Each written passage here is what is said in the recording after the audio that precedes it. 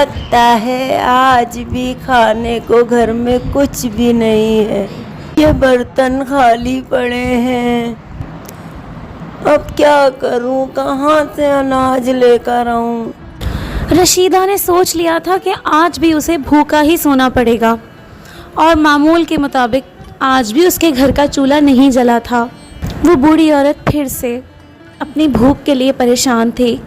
उसे समझ नहीं आ रहा था कि आखिर उसकी ये भूख किस तरह मिटेगी।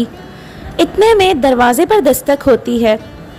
रशीदा जैसे ही दरवाजे पर पहुंचती है तो देखती है कि वहाँ पर एक छोटी सी प्यारी सी बच्ची मिट्टी की हांडी लेकर खड़ी है और हांडी के साथ उसके पास खाना पकाने का कुछ सामान भी है।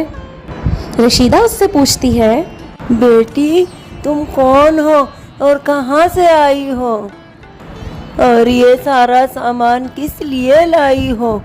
मुझे यहाँ आपकी मदद के लिए भेजा गया है और मैं आपके लिए खाना पकाने का ये सामान लेकर आई हूँ। आप ये रख लीजिए और अपने लिए खाना बना लें। तुम्हारा बहुत शुक्रिया मेरी बेटी। तुम ठहरो, मैं अभी आती हूँ। रशीदा सारा सामान उस बच्ची के हाथ से लेकर अपने घर के अंदर आ जाती है और सामान रखने के बाद बच्ची का शुक्रिया अदा करने के लिए वापस पलट कर जाती है, लेकिन वो देखती है कि वो बच्ची तो दरवाजे पर है ही नहीं। अरे अभी तो यहीं खड़ी थी, कहाँ चली गई? रशीदा अपने घर के अंदर दाखिल होती है, अपना चूल्हा जलाती है, मिट्टी की वो हांडी चूल्हे पर रखकर खिचड़ी चढ़ा देती है। थोड़ी ही देर इंतज़ार करने के बाद गर्मा गर्म खिचड़ी पककर तैयार हो जाती है और रशीदा बैठकर मज़े ले लेकर वो खिचड़ी खाती है। लेकिन वो हैरान होती है कि खिचड़ी खाने के बाद भी चूल्हा वैसे ही जलता रहता है और खिचड़ी की हांडी वैसे ही भरी रहती है। ये तो कोई जादुई खिचड़ी मालूम देती है।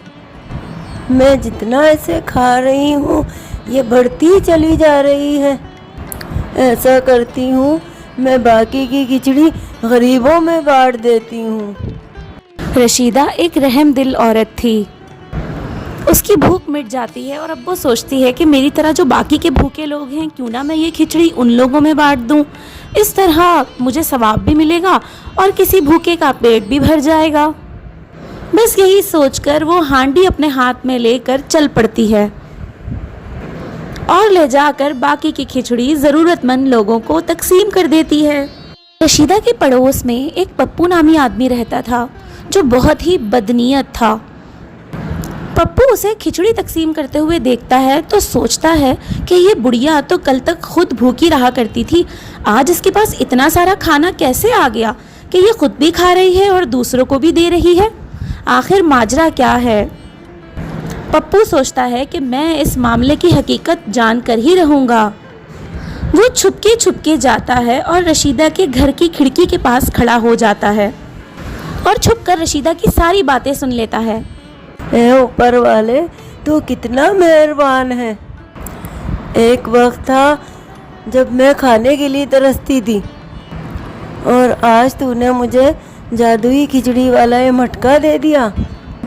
अब तो मैं खुद भी खाती हूँ, औरों को भी खिलाती हूँ। या अल्लाह तेरा शुक्र है। रशीदा खाना खाने के बाद सुकून से सो जाती है और उसका पड़ोसी पप्पू दिल ही दिल में सोच रहा था कि किस तरह से रशीदा से ये हांडी चुरा ले। अरे बुढ़िया के अब दुनिया में तेरे कितने बचे हैं? ये अब इस आंटी को अपने पास रख के करेगी क्या? इसे तो मैं ही चुरा लूंगा। पप्पू चुपके चुपके आता है और रशीदा की हांडी चुराकर चुपचाप से चला जाता है। पप्पू हांडी लेकर अपने घर पहुंचता है और सोचता है कि अब मैं मज़े ले लेकर रोज़ाना यही खिचड़ी खाऊंगा। पप्पू जैसे ही अपना चम्मच हांडी में डालता है तो वो चम्मच खाली ही रहता है। वो दोबारा कोशिश करता है और फिर से चम्मच डालता है, लेकिन फिर भी खिचड़ी उसके हाथ नहीं आती। पप्पू को बड़ा गुस्सा आता है और वो सोचता है कि ये हांडी तो बिल्कुल बेकार है। वो गुस्से में आकर हांडी को उठाकर ज़मीन पर पटक देता है और वो हांडी छोटे छोटे टुकड़ों में टूट जाती है। हांडी के टूटने की आवाज़ इतनी तेज़ थी کہ وہ آواز رشیدہ کے گھر تک بھی چلی جاتی ہے۔ رشیدہ کی نیند ٹوٹ جاتی ہے اور وہ ایک دم گھبرا کر اٹھ کر بیٹھ جاتی ہے۔ ارے یہ میری ہانڈی کہاں چلی گئی اور یہ اتنی زوروں کی آواز کہاں سے آ گئی؟ باہر جا کر دیکھتی ہوں۔ رشیدہ جیسے ہی گھر کے باہر آتی ہے تو اسے وہی چھوٹی سی بچی دوبارہ ملتی ہے جو اس کے لیے ہانڈی اور کھانا پکانے کا سامان لے کر آئی تھی، لیکن اس چھوٹی بچی کے جسم پر بہت سارے زخموں کے نشان ہوتے ہیں۔ رشیدہ یہ دیکھ کر بہت گھبرا جاتی ہے۔ ارے بیٹی، تم تو وہی ہو نا جو اس دن میرے لیے ہانڈی اور کھانا پکانے کا سامان لے کر آئی تھی، لیکن بیٹی آج یہ تمہارے جسم پہ زخم کے نشان کیسے ہیں؟ کیا بات ہے؟ رشیدہ کی بات سن کر وہ چھوٹی بچی پپو کے گھر کی طرف اشارہ کرتی ہے۔ رشیدہ سمجھ جاتی ہے کہ یقیناً کوئی بات ہے۔ پھر رشیدہ اور وہ چھوٹی بچی دونوں پپو کے گھر کی طرف جاتے ہیں۔ رشیدہ جیسے ہی پپو کے گھر کے باہر پہنچتی ہے تو وہاں اسے اپنی ہانڈی کے چھوٹے چھوٹے ٹکڑے ملتے ہیں۔ یہ دیکھ کر رشیدہ کو بہت دکھ ہوتا ہے کہ اس کی ہانڈی اب چھوٹے چھوٹے ٹکڑوں میں ٹوٹ چکی ہے۔ وہ اپنی ہانڈی کے ٹکڑے سمیٹ کر اپنے گھر لے آتی ہے اور ایک بار پھر سے انہیں جوڑ کر پوری ہانڈی بنا لیتی ہے۔ جیسے ہی ہانڈی اپنی اصلی حالت میں واپس آتی ہے، اس چھوٹی سی بچی کے جسم پر سے زخم کے نشان مٹ جاتے ہیں اور وہ ایک دم تندرست ہو جاتی ہے۔ یہ دیکھ کر رشیدہ سمجھ جاتی ہے کہ اس ہانڈی کا اس بچی سے کوئی نہ کوئی تو تعلق ہے۔ بیٹی تم کون ہو اور تمہارا اس ہانڈی سے بھلا کیا تعلق ہے؟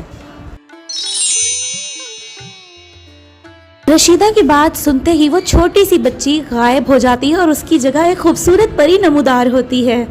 رشیدہ اسے دیکھ کر حیران رہ جاتی ہے۔ اماں، میں نیکی کی پری ہوں اور میرا کام ان غریب اور بھوکے لوگوں کی مدد کرنا اور انہیں کھانا کھلانا ہے جن کے پاس کھانے کے لیے کچھ نہیں ہوتا اور جو بیچارے اپنی زندگی میں مجبور اور پریشان ہوتے ہیں۔ میں نے بھی آپ کی پریشانی دیکھ کر آپ کو کھانا پکانے کا سامان اور یہ ہانڈی دی تھی، لیکن یہ ہانڈی ہر ایک کے لیے نہیں ہے، یہ صرف آپ کے لیے ایک تحفہ ہے، اسی لیے آپ کا پڑوسی اس ہانڈی سے کوئی فائدہ حاصل نہیں کر سکا اور اس نے یہ ہانڈی توڑ دی۔ لیکن مجھے خوشی ہے کہ اب یہ ہانڈی آپ کے پاس واپس آ گئی ہے اور اب یہ آپ کے پاس سے دوبارہ کہیں نہیں جائے گی۔ آپ اسے زندگی بھر اپنے پاس رکھیں اور اس سے کھانا کھاتی رہیں، اپنا بھی پیٹ بھرتی رہیں اور دوسرے غریب لوگوں کی بھی مدد کرتی رہیں۔ وہ نیکی کی پری اپنی بات مکمل کر کے غائب ہو جاتی ہے اور رشیدہ دل ہی دل میں اللہ کا بہت شکر ادا کرتی ہے کہ اب اسے عمر بھر کے لیے کھانے کا آسرا مل گیا ہے۔ دوستو، ہماری یہ کہانی ہمیں یہ سبق دیتی ہے کہ زندگی میں جن لوگوں کا کوئی آسرا یا سہارا نہیں بھی ہوتا، پھر بھی قدرت ان کے لیے کہیں نہ کہیں سے کوئی غیبی مدد بھیج ہی دیتی ہے، اور جو لوگ پپو کی طرح بدنیت ہوتے ہیں انہیں زندگی میں کچھ بھی نہیں ملتا، وہ ہمیشہ خالی ہاتھ رہ جاتے ہیں۔ اسی لیے کہتے ہیں کہ نیت صاف تو منزل آسان۔